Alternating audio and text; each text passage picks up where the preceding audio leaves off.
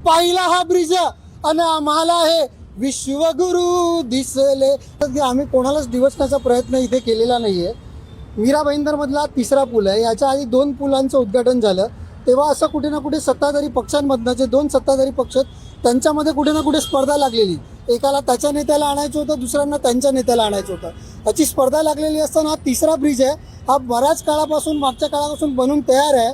कुठे ना कुठे विश्व प्रख्यात म्हणा किंवा कुख्यात आहे. याचा व्हिडिओ चालू आहे, प्रचार प्रसार सगळीकडे होतो. अगदी कॅनडा न्यूझीलंडला आमचे काही सहकारी मित्र आहेत, त्यांनी तिथून सांगितलं अरे तुम्ही जबरदस्त ब्रिज बनवला आहे. मात्र याचं उद्घाटन किंवा चालू करायला कोणताच पक्ष येत नव्हता. तर आम्हाला वाटलं कुठे ना कुठे यांना कदाचित त्याचं नाव सुचत नसेल.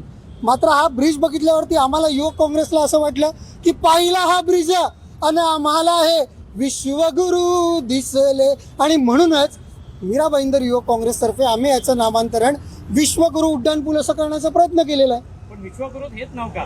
विश्वगुरु नाव ह्याच्यासाठी कारण का विश्वात याची ख्याती पसरली आहे.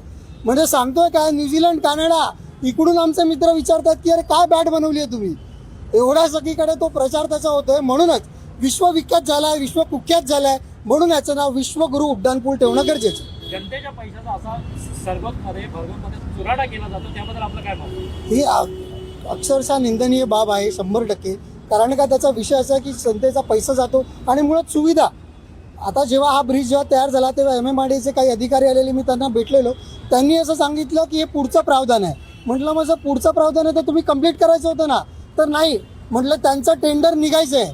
म्हणजे मग टेंडर खायला, पैसे खायला पुन्हा यांनी ब्रिज अर्धवट सोडलाय का, हा सुद्धा प्रश्न या ठिकाणी उपस्थित राहतो. तर थोडक्यात तुम्ही म्हणालात तसं जनतेचा पैशाचा चुराडा करताय.